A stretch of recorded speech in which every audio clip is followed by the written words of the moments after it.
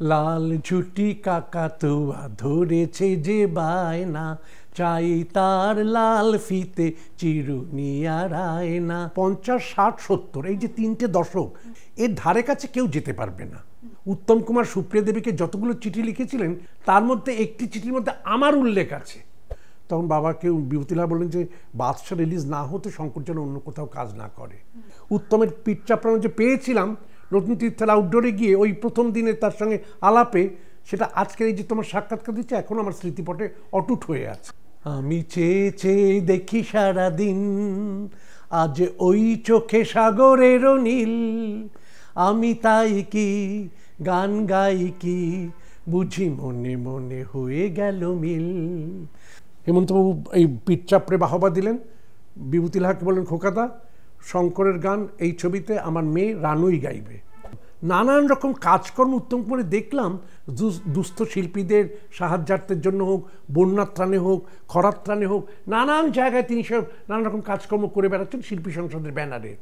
লাল ঝুটি কাকাতুয়া ধরেছে যে বায়না, চাই তার লাল ফিতে চিরুনি আর আয়না। কি কিছু মনে পড়লো? হ্যাঁ, একেবারে ঠিক ধরেছেন। বাদশা সিনেমা, যা স্বর্ণযুগের সিনেমা তো বটেই, কিন্তু তারপরেও আজও একইভাবে প্রাসঙ্গিক। ছোট থেকে বড়, বলা যেতে পারে 8 থেকে 80-র প্রিয়। সেই বাদশা সিনেমার যে ছেলেটি ছোট্টবেলায় যার অভিনয় দেখে চোখে জল এসেছিল, যার অভিনয় দেখে আজও চোখে জল আসে, একইভাবে ভালো লাগে, সেই মিষ্টি ছেলেটিকে আজ আমরা আপনাদের সামনে নিয়ে এসেছি। তিনি আজ পরিণত এক স্বনামধন্য অভিনেতা। নমস্কার, এই মুহূর্তে ওঙ্কার বাংলায় আপনাদের সকলকে স্বাগত জানাই। আপনারা দেখছেন ওঙ্কার বাংলার টেলিকথা। আপনাদের সাথে রয়েছে আমি অপরূপা, এবং আজকে সেই বিশেষ মানুষটাকে আমরা পেয়ে গেছি, যার অভিনয় দক্ষতা, যার উপস্থিতি, যার ছবির যে কলা কুশল এবং সমস্ত দিক থেকে যে পারফরমেন্স, তা কিন্তু আমাদের মন ছুঁয়ে যায়। একেবারে ঠিক ধরেছেন, তিনি আর অন্য কেউ নন, তিনি বিশিষ্ট অভিনেতা শ্রী শঙ্কর ঘোষ মহাশয়। দাদা, ওঙ্কার বাংলায় অনেক স্বাগত জানাই আপনাকে। আমারও খুব ভালো লাগছে তোমাদের এই অনুষ্ঠানে এসে। প্রথমেই যে প্রশ্নে যাব, যে বিষয়টা দিয়ে আমি শুরু করলাম, বাদশা, যার উল্লেখ না করলে তো মানে অসম্পূর্ণ থেকে যাবে এই সাক্ষাৎকার। দাদা, বাদশা সিনেমা দিয়ে আপনার সিনেমা জগতে আসা এবং আপনার অভিনয়, অসামান্য অভিনয়, মানুষকে আপনার অভিনয় দিয়ে মন ছুঁয়ে আজও সমানভাবে প্রাসঙ্গিক এখনো পর্যন্ত। তো এই অভিনয় জগতে আসাটা কিভাবে? এটা কিন্তু বলতে পারো একবার হঠাৎ মানে আমাদের বাঙালি হিন্দুদের মধ্যে একটা প্রচলন আছে যে পুজোর পর এই যে আমরা বিজয়া করতে এক আত্মীয় আরেক আত্মীয়র বাড়ি যাচ্ছি, এক আত্মীয় আমার বাড়িতে আসছে, এইভাবে করে আমি আমার এক নিকট আত্মীয়ের বাড়িতে বাবা মার সঙ্গে গিয়েছি, আমার পিসেমশাইয়ের বাড়িতে। তা পিসেমশাইয়ের খুব বন্ধু ছিলেন অগ্রদূত গোষ্ঠীর প্রধান বিভূতি লাহা, যে অগ্রদূত সুচিত্রতম সব সুপারহিট ছবির পরিচালক, সেই অগ্নি পরীক্ষাই বলো, সবার উপরে বলো, পথে হলো দেরি বলো, সব ছবির। তা সেই বিভূতি লাহা আমার পিসেমশাইয়ের বন্ধু হওয়ার সূত্রে তিনি সেই দিন বিজয় করতে এসেছিলেন। তা আসার পর তিনি পিসেমশাইকে বললেন যে শঙ্করকে কি সিনেমায় পাওয়া যাবে, আমি একটা ছবি করছি, তাতে একটা বাচ্চার মেইন ভূমিকা আছে। তো পিসেমশাই বললেন যে এটা তো আমি বলতে পারবো না, এটা ওর বাবা বলতে পারবে। তা বাবার কাছে যখন কথাটা পারলেন বিভূতি লাহা, বাবা শুনেই বললেন, সিনেমায় নামা মানে তো নামা, অধঃপাতে যাওয়া। আমার ছেলে পড়াশুনোয় ভালো, আমি কেন তাকে শুধু শুধু সিনেমায় নামাতে যাব? কিন্তু বিভূতি লাহা তো দীর্ঘদিনের পরিচালক, তিনি সুন্দর করে বাবাকে বললেন অনেকগুলো কথা, যে দেখুন, যে কোনো চাইল্ড আর্টিস্টের সঙ্গে কিন্তু তার গার্জিয়ান যায়, বাবা মা বা যে কোনো একজন গার্জিয়ান, সে ফ্লোরেও যাবে আউটডোরেও যাবে, সুতরাং তার বখামির কোনো জায়গাটা নেই। 2 হচ্ছে যে আমি বিকেল 5টার মধ্যে প্যাক আপ করে দিই, এখন ইংরেজদের মতো টাইম মেনটেন করতেন বিভূতি লাহা, 5টায় প্যাক আপ হয়ে যাবে, সে বাড়ি ফিরে যাবে। 3 নম্বর হচ্ছে যে রোজ শুটিং থাকবে না, আর 4 নম্বর হচ্ছে এই ছবির কোনো আউটডোর নেই, সবটাই ইনডোরে। ফলে আপনার ছেলের পড়াশোনার কেন ক্ষতি হবে?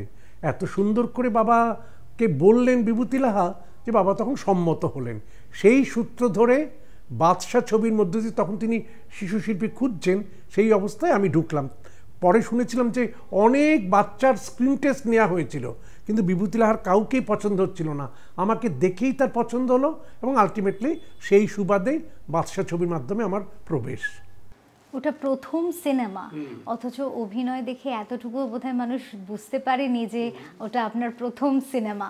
এত সুন্দর অভিনয় ছিল, এত সুন্দর অভিনয় এবং প্রেজেন্সটা সত্যি দাদা আন্তরিকভাবে এটা আপনাকে ধন্যবাদই জানাবো যে ওটা একটা মাইল ফলক, যেটা সিনেমা চলচ্চিত্র জগতের এটা একটা মাইলস্টোন বলা যায় একেবারে।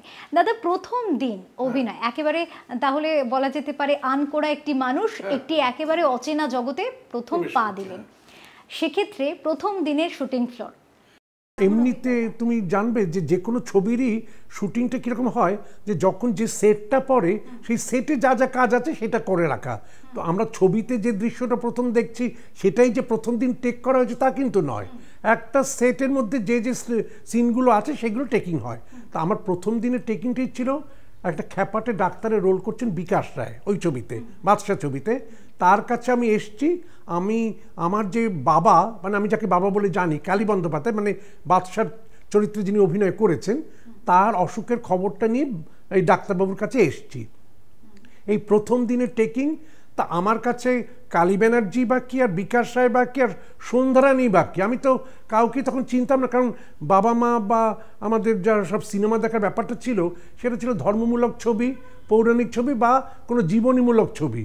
এইসব কমার্শিয়াল ছবির শিল্পীদের তো চেনার কোনো জায়গা নেই। তা বিকাশ রায়ের সঙ্গে প্রথম দিন সেটা নারকেল ফাটানো ছিল, মহরত শট, ওই বাবার অসুখের কথাটা বলতে এসছি, সেইখানে কিছু ডায়ালগ পোর্শন যেভাবে করে বিভূতি লাল বলতে বলেছেন, আমি ক্যামেরা অন করলেও নারকেলটা ফাটানো হলো, টেকটা দিলাম। টেকটা দেওয়ার পর বিভূতি লাল যখন ওকে বললেন, ওকে মানে ঠিক হয়েছে, ফার্স্ট টেকিংটাই বিকাশে ঠিক এইভাবে করে কোলে করে একটা পাজা কোলে করে আমাকে একটা মানে দোল দিলেন একটা, ঠিক সেইভাবে করে বিভূতি লালও করলেন।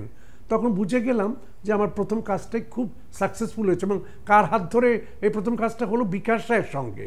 ওরকম একটা ডাক সাইটের শিল্পীকে আমি পেলাম প্রথম দিনের কাজই। এবং তারপরে তো বিকাশবাবুর সঙ্গে অনেক ছবিতে করেছি, কিন্তু এটা তো প্রথম দিনের শুটিং, এটা তো কখনো ভুলতে পারবো না। না এবং এতটা অ্যাপ্রিসিয়েশন পাওয়া, ওরকম একটা শিল্পী আমাকে দিচ্ছে। একদম একদম আসলে এটাই হয়তো শিল্পীদের কাছে প্রাপ্তি থাকে যে কেউ যখন সুন্দর অভিনয় করে সেক্ষেত্রে এই একটা প্রাপ্তি থেকেই যায়। দাদা আর একটা প্রশ্ন করব, কালী বন্দ্যোপাধ্যায় একজন লেজেন্ড, তার সাথে প্রথম সিনেমাতে অভিনয়। হ্যাঁ, কালী ব্যানার্জি তো কোনো তুলনা, কালী ব্যানার্জিকে আমি মানে ছোটোবেলায়ও পেয়েছি, বড়োবেলাতেও পেয়েছি, খুব কাছের মানুষ হয়ে গেছিলেন। কালী বন্দ্যোপাধ্যায় একটা অদ্ভুত জিনিস আবিষ্কার করেছিলেন ফ্লোরের মধ্যে। আমি না আমার নিজের বাবাকে ডাকতাম বাপি বলে, বাপি। তা কালী ব্যানার্জি সেটা খেয়াল করেছেন যে শঙ্কর ওর বাবাকে বাপি বলে ডাকে। ছবিতে আমার ডায়লগে ছিল বাবুজি, পিতাজি, এইসব মানে কালী ব্যানার্জির সঙ্গে সংলাপে। কালী ব্যানার্জি তখন বিভূতি লালকে বললেন, বিভূতি লাল ডাকনাম ছিল খোকাদা, যে খোকাদা শঙ্কর এই যে বাপি বলে ওর বাবাকে, এইটা তো বেশি সুন্দর লাগছে শুনতে, ওইসব বাবুজি পিতাজি ভালো লাগছে না, আপনি ওকে দিয়ে বাপিটাই বলান। এই যে বাপিটা বলতে শুরু করলাম, এটা দর্শকরা ভীষণভাবে নিয়ে নিল। এই যে বাপি বাপি করে বাপিকে নিয়েই সারাক্ষণ ব্যাপারটা, নিজের বাবাকে বাপি বলছে তো বটেই, কিন্তু কালী ব্যানার্জি সেই সূত্রে ওই ছবিতে বাপি বলে ডেকে দর্শক মনে একটা আলাদা জায়গায় করে নিলাম। এটা তো একটা বড় প্রাপ্তি না?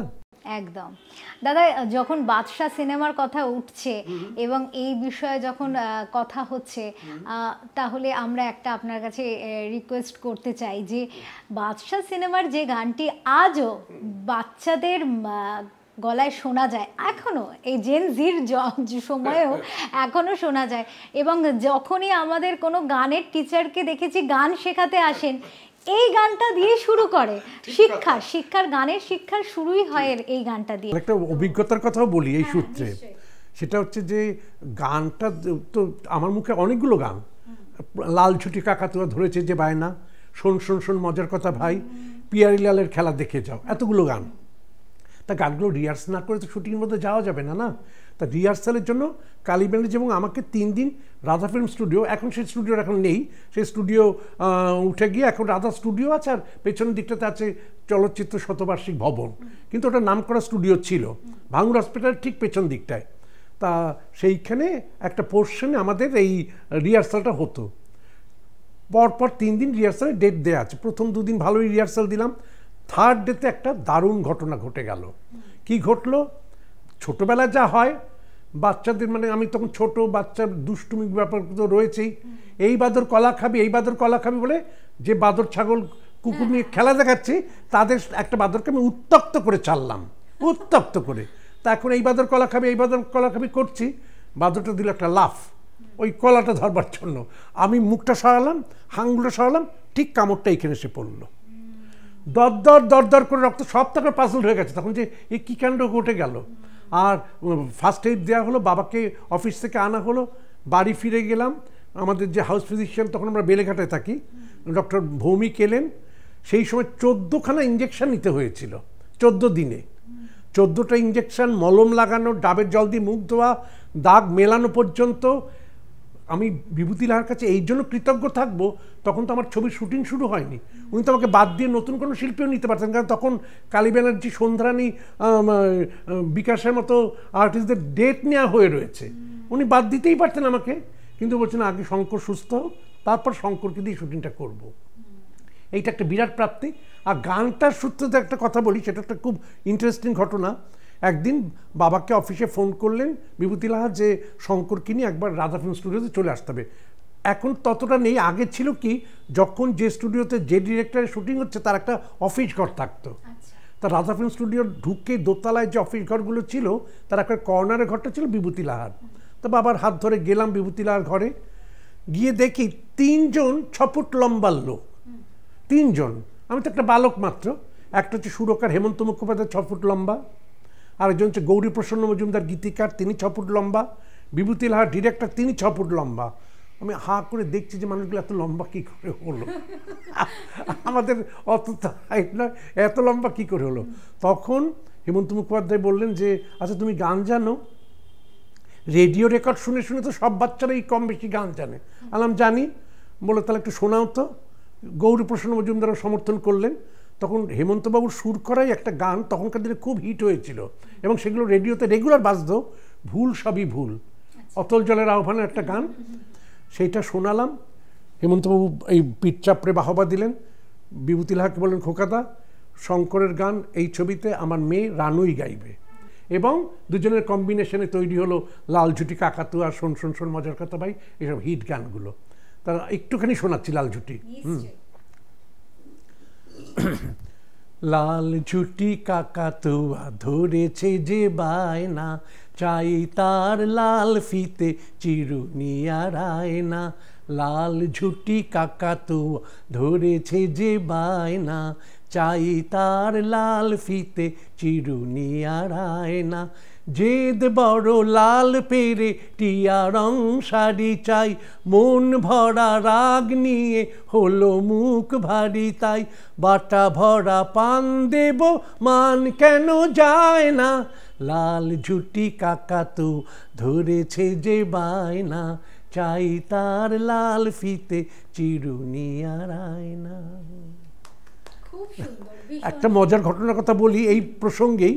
আমার নাতি পরে হচ্ছে লা মার্সেল, লা মার্টিনিয়ার স্কুল ফর বয়েজ, সেখানে গ্র্যান্ড পেরেন্টস ডেটা গেল গত জুলাই মাসে। সেখানে বাংলা সেকশনে যে বাংলা যারা শিখছে, এমনিতে ইংলিশ মিডিয়াম স্কুল, বাংলা যারা শিখছে সেই 60টা ছেলেকে দিয়ে ওই গ্র্যান্ড পেরেন্টস ডেতে গাওয়ানো হলো লাল ঝুটি কাকাতুয়া। আমার মেয়ের কাছ থেকে শুনেই তো আমি খুব উদ্বুদ্ধ হলাম, গেলাম আমরা, তারপরে আমি ভিডিও করলাম। 60টা ছেলে ঠিকভাবে করে, যে মিউজিক ডিরেক্টর ছিল মানে ওদের যে শিক্ষক, কীভাবে করে যে ওদের তৈরি করে করলেন, এ তো কোনো রবীন্দ্রনাথের গান নয়, এটা একটা আধুনিক বাংলা গান, সেটা গাওয়ানো হচ্ছে গ্র্যান্ড পেরেন্টস ডেতে। সুতরাং ভালো লাগার জায়গাটাই যে তৈরি হয়ে গেল। আর বাচ্চাটাগুলো গেয়েছিল অপূর্ব। তখন বুঝলাম যে 6টা দশক জুড়ে একটা গান কিভাবে শ্রোতাদেরকে মুগ্ধ করে রেখেছে। এটা তো একটা আপনার প্রতি ট্রিবিউটও। ট্রিবিউট এবং হ্যাঁ, সে প্রাপ্তি তো বটেই, কিন্তু 6টা দশক গান আসে আর চলে যায়। হ্যাঁ, 6টা দশক ধরে গান হচ্ছে। তুমি যে কথাটা বললে যে বাচ্চারা গান শিখতে শুরু করলেই, আমাকে কতজন বলেছে জানেন তো দাদা, লাল ঝুটি দিয়ে শুরু করেছিলাম গান শেখা। সঙ্গীত শিক্ষার শুরুটাই তাই, আসলে তাই। এই গানটা শেখে না শুরুতে এমন কোনো গায়ক গায়িকা বোধহয় নেই। দাদা আরেকটি প্রশ্নে আসবো। স্বর্ণযুগের বহু শিল্পীর সাথে আপনার কাজ করা, তার মধ্যে থেকে সব থেকে যার নাম উজ্জ্বলতম তারকা যিনি, মহানায়ক উত্তম কুমার। সেই উত্তম কুমার, উত্তম বাবু মানে তো এখনো পর্যন্ত মানুষের কাছে স্বপ্নে, এখনো কিশোরীদের কাছে এখনো তিনি স্বপ্নের রাজপুত্র, থেকেও যাবেন। তো সেক্ষেত্রে উত্তম বাবুর সাথে কাজের যে অভিজ্ঞতা বা তাকে কাছ থেকে দেখেছেন, তার সম্পর্কে একটু জানবো। উত্তম কুমারের সঙ্গে কাজের সুযোগটা কিন্তু আমার এসে গেছিল বাদশার শুটিং চলাকালীনই। বাবার কাছে তপন সিংয়ের তরফ থেকে, মানে তার ইউনিটের তরফ থেকে এলো যে যতুগৃহ বলে একটা ছবি তৈরি হচ্ছে, সেখানে উত্তমবাবুরই প্রোডাকশন ছিল, উত্তম অরুন্ধতী আর বিকাশ রায় বিনতারার একটা ছেলের রোল ছিল সেই রোলটার জন্য। তা বাবা সেই কথাটা বিভূতি লাহাকে জানালেন যে এরকম একটা অফার এসছে, শঙ্কর কি করবে?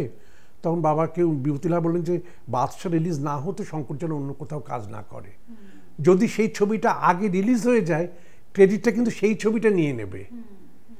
নবাগত যে ব্যাপারটা সেটা কিন্তু তখন আর বাদশার থাকবে না।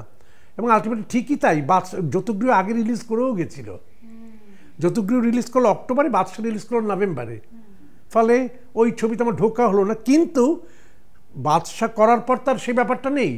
সেকেন্ড যে অফারটা এলো সেটা হচ্ছে সুধীর মুখোপাধ্যায়ের নতুন তীর্থ, যে সুধীর মুখোপাধ্যায় আমাদের সাপমোচন, তারপরে শেষ পর্যন্ত, দাদা ঠাকুর, এইসব শশীবাবুর সংসারের মতো ছবি আমাদের দিয়েছেন। সেইখানে মেইন বাচ্চার রোলের জন্য আমাকে নেওয়া হলো। এবং এই বইটা নতুন তীর্থ হচ্ছে একটা বাস তীর্থযাত্রীদের নিয়ে বেরিয়েছে মথুরা, বৃন্দাবন, ঋষিকেশ, লক্ষ্মণঝোলা, হরিদ্বার, দিল্লি, আগ্রা, মথুরা, বৃন্দাবন, তোপচাঁচি, নানান জায়গায় ঘুরছে। প্রথম আমাদের মানে আমরা গিয়ে প্রথম হল্ট করলাম হচ্ছে তোপচাঁচিতে। তোপচাঁচিতে পরেশনাথের মন্দিরে আমাদের প্রথম শুটিংটা ছিল। তা সেইখানে উত্তম কুমার নায়ক ওই ছবির, আর নায়িকা সুপ্রিয়া দেবী নন, কিন্তু তখন উত্তম কুমারের সঙ্গে সুপ্রিয়া দেবীর জীবন শুরু হয়েছে বলে ওরা আলাদা একটা হোটেলে একসঙ্গে থাকতেন, আর আমরা অন্য আর্টিস্টরা অন্য হোটেলে থাকতাম। কিন্তু আমাদের হোটেলে প্রত্যেক সন্ধেবেলায় উত্তম কুমার ফ্রেশ হয়ে আসতেন। তার কারণ কি, আমাদের ইউনিটের মধ্যে এমন অনেকে ছিলেন যারা উত্তম কুমারকে তৈরি করার সময় হেল্প করেছিলেন। মলিনা দেবী, ছায়া দেবী, জহর গাঙ্গুলি, জীবেন বোস, নিজের ভাই তরুণ কুমারও ছিলেন। তরুণ কুমার তখন সবে বিয়ে করেছেন সুব্রতাকে, তিনিও ছিলেন। ফলে উত্তম কুমার একটা বাড়তি আকর্ষণই ছিল আমাদের হোটেলে এসে আড্ডা ফাড্ডা মারার, মজলিস করার। ছায়া দেবী আর তরুণ কুমার ওই প্রথম আলাপের দিন বলল, তরুণ কুমার বললেন যে জানিস তো শঙ্কর কিন্তু খুব ভালো গান করে। তরুণ উত্তম বলল শঙ্কর ভালো গান করে, তাহলে তো শঙ্কর গান শুনতেই হয়। কে শুনতে চাইছেন? উত্তম কুমার। তা তাকে না শুনিয়ে পারা যায়, সেটা একটা রোববার বটে। তখন উত্তম কুমারের লিপেরই একটা বিখ্যাত গান শোনালাম। ঠিক হেমন্তবাবু যেমন করে আমাকে পিঠ চাপড়েছিলেন, উত্তমের পিঠ চাপড়ানো যে পেয়েছিলাম নতুন তীর্থের আউটডোরে গিয়ে ওই প্রথম দিনে তার সঙ্গে আলাপে, সেটা আজকের এই যে তোমার সাক্ষাৎকার দিচ্ছে এখন আমার স্মৃতিপটে অটুট হয়ে আছে। আমরাও একটু শুনবো সে গান, আমরাও একটু শুনবো। উত্তম বাবু যে গান শুনে মুগ্ধ হয়েছেন, আমরাও চাইবো আমাদের দর্শকদের জন্য একটু যদি শোনান। আমি চেয়ে চেয়ে দেখি সারাদিন, আজ ওই চোখে সাগরের নীল, আমি তাই কি গান গাই কি, বুঝি মনে মনে হয়ে গেল মিল। আমি চেয়ে চেয়ে দেখি সারাদিন, আজ ওই চোখে সাগরের নীল, আমি তাই কি গান গাই কি, বুঝি মনে মনে হয়ে গেল মিল। কবরিতে ওই ঝড়ো ঝড়ো কনক চাপা, না বলা কথার থরো থরো অধর কাপা, তাই কি আকাশ হলো আজ, তাই কি আকাশ হলো আজ, আলোয় আলোয় ঝিলমিল। আমি চেয়ে চেয়ে দেখি সারাদিন, আজ ওই চোখে সাগরের নীল, আমি তাই কি গান গাই কি, বুঝি মনে মনে হয়ে গেল মিল। না অপূর্ব জানি না, কিন্তু ওই ছোটবেলায় সবার সামনে অত বড় ইউনিট কে নেই ওই ছবিটার মধ্যে। 70 জনের একটা ইউনিট নিয়ে সুধীর মুখার্জি আউটডোর করতে গেছেন, সেইখানে উত্তম কুমার আমার পিঠ চাপড়ে ই করছেন, এটা তো বড় কথা না। আর একটা স্মৃতির কথা বলি, উত্তমবাবু তো সুপ্রিয়ার সঙ্গে গেছিলেন বললাম তো, তা সুপ্রিয়া আবার তখন মাঝে মাঝে তাকে বম্বে চলে যেতে হচ্ছিল, ও একটা হিন্দি ছবিতে কাজ করছিল আপকি পাটচাইয়া। তখন তো এইসব মোবাইলও নেই, ইন্টারনেটের ব্যবস্থাও নেই, যে মানুষ মানুষের সঙ্গে কীভাবে যোগাযোগ করবে চিঠি লিখে। উত্তম কুমার সুপ্রিয়া দেবীকে যতগুলো চিঠি লিখেছিলেন, সুপ্রিয়া তার আত্মজীবনীতে সেই চিঠিগুলোর সংকলন বার করেছেন। তার মধ্যে একটি চিঠির মধ্যে আমার উল্লেখ আছে, সেই আমি এটা রেখেও দিয়েছি। সেখানে উত্তম কুমার লিখছেন 10ই জানুয়ারি 1964 তোপচাচি থেকে সুপ্রিয়া দেবীকে লেখা 17 নম্বর চিঠি। ফেরার পথে যখন বাচ্চা শঙ্করকে বাংলোতে পৌঁছতে গেলাম, অজান্তে বুক চিরে একটা দীর্ঘশ্বাস বেরিয়ে এলো। এই কথাটার অর্থ হচ্ছে যে সুপ্রিয়া দেবী নেই, আউটডোর উনি একা রয়েছেন হোটেলে, একটা তো খারাপ লাগার ব্যাপার থাকে, একজন সঙ্গে থাকলে তো ঠিক আছে না। তা এই কথাটা কিন্তু তার আগে লিখছেন যে সব বাচ্চা শঙ্করকে বাংলোতে পৌঁছে দিয়ে এলাম, এ তো ছাপার অক্ষরে রয়ে গেল জিনিসটা একেবারে। এবং তার মানে এটাও তো বোঝায় যে সুপ্রিয়া দেবীর সাথে আপনাকে নিয়ে তিনি হ্যাঁ, তার সুপ্রিয়া দেবী হরিদ্বারের আউটডোরে, যখন হরিদ্বার আমরা লোকেশনে গেছি, তরুণ কুমারের সঙ্গে গেলাম, শঙ্কর কি খেতে ভালোবাসো, ওখানে তো সব নিরামিষের ব্যাপার হরিদ্বারে তখন, এখন তো সব লুকিয়ে চুরে সব হচ্ছে খাওয়া দাওয়া। তা আমি বললাম বাঁধাকপি খুব ভালোবাসি, বলে বেনু শঙ্করের জন্য বাঁধাকপি করতে হবে। এবং সুপ্রিয়া দেবী যে সত্যিকারের পাক্কা রাঁধুনি, ওই বাঁধাকপি খেলে সেটা বোঝা যেত যে কি অপূর্ব রান্না করেছিলেন। তারপরে তো উত্তম কুমারের সঙ্গে ওই ছবিতে কাজ করলাম। 1968 সালে যখন উনি অভিনেত্রী সঙ্গ ছেড়ে শিল্পী সংসদ তৈরি করলেন, যেটার আমরা এখনও সভ্য, আমি এখন 1968 সালেই সভ্য হয়ে গেলাম। এবং তখন নানান রকম কাজকর্ম উত্তম কুমারে দেখলাম যে একটা মানুষ কতখানি অভিনয়ের পাশাপাশি অন্যান্য কাজকর্মে নিজেকে ব্যস্ত রাখতে পারেন। দুস্থ শিল্পীদের সাহায্যার্থের জন্য হোক, বন্যার ত্রাণে হোক, খরার ত্রাণে হোক, নানান জায়গায় তিনি সব নানা রকম কাজকর্ম করে বেড়াচ্ছেন শিল্পী সংসদের ব্যানারে। তারপরে আবার তাকে আমি অভিনেতা হিসেবে পেলাম, সেটা আমার ছোটোবেলার শেষ ছবি স্ত্রীতে উনি আমার বাবা হয়েছিলেন জমিদার মাধব দত্ত, আমি তার ছেলে বৃন্দাবন দত্ত। এই যে ছোটোবেলার পিরিয়ড, এইখানে উত্তম কুমারকে এতদিন ধরে পেয়েছি কাছাকাছি, এটা তো আমার কাছে একটা বিরাট প্রাপ্তি না, কোনোদিনই ভুলতে পারবো না। একদম। আর তার সাথে এই যে ভালো লাগার মুহূর্তগুলো সত্যি আজীবন হয়তো স্মৃতিতে থেকে যাবে। শেখা তো আছেই, তাকে সামনে থেকে দেখেছেন, তার অভিনয় থেকে, তার গান শুনেছি। আচ্ছা, হ্যাঁ, একটা ঘটনার কথা বলি। যখন আমাদের মেয়র ছিলেন গোবিন্দচন্দ্র দে, মেয়রের বন্যাত্রাণ তহবিলে আমাদের শিল্পী সংসদের তরফ থেকে একটা প্রোগ্রাম করা হলো রবীন্দ্র সদনে 1969-এর 19শে নভেম্বর। সেই দিন রবীন্দ্র সদনের অনুষ্ঠানটা হচ্ছে। আমরা শিল্পী সংসদের সব শিল্পীরা তো কম বেশি নিযুক্ত ছিলামই, কিন্তু মেইন অ্যাট্রাকশন ছিল উত্তম সুপ্রিয়ার একটা গান। তারা যৌথভাবে একটা গান গাইলেন গৌরীপ্রসন্ন মজুমদারের কথায়, নচিকেতা ঘোষের সুরে। কিভাবে যে দর্শক নিয়েছিল সে গান আমি বলতে পারবো না, সেই উচ্ছ্বাস উল্লাস কোনোদিন ভোলা যাবে না। পরে ওই গানটা আরতি মুখোপাধ্যায় রেকর্ড করেছেন, কিন্তু উত্তমবাবু আর সুপ্রিয়া দেবী মিলে যে করলেন না, এ কোনো তুলনা হয় না। তোকে ছবি দেখাবো কেন, যে কি অদ্ভুত পারফর্ম করেছেন তারা। এই মোম জোছনায় এসো না অঙ্গ ভিজিয়ে গল্প করি, আচ্ছা হ্যাঁ হ্যাঁ, এই গানটা এখনো পর্যন্ত ভীষণ, ওটা আরতির রেকর্ড হয়েছে। তখন তো সব রেকর্ডিং সিস্টেম ছিল না, তাহলে তো লোকে এখন শুনতে পেত যে কিভাবে উত্তমবাবু গাইছেন গানটা। এটা একটা 68 সালে প্রথম রাষ্ট্রপতি পুরস্কার চালু হলো অভিনেতা অভিনেত্রীদের জন্য, মানে আমাদের বাংলা মানে সব ছবির ক্ষেত্রে। তার আগে পর্যন্ত ছবি পুরস্কৃত হতো, প্রযোজক পরিচালক, কিন্তু অভিনেতা অভিনেত্রী পেতেন না। 68 সালে পুরস্কারটা শুরু হলো। 68 আর 69 এই দুটো বছরে পুরস্কারটা নামাঙ্কন করা হয়েছিল ভরত পুরস্কার শ্রেষ্ঠ অভিনেতার, আর শ্রেষ্ঠ অভিনেত্রীর নামাঙ্কন করা হয়েছিল উর্বশী পুরস্কার। প্রথমবারের প্রাপক হচ্ছেন উত্তম কুমার, এবং দুখানা ছবি পেয়েছি উনি পুরস্কারটা পেলেন।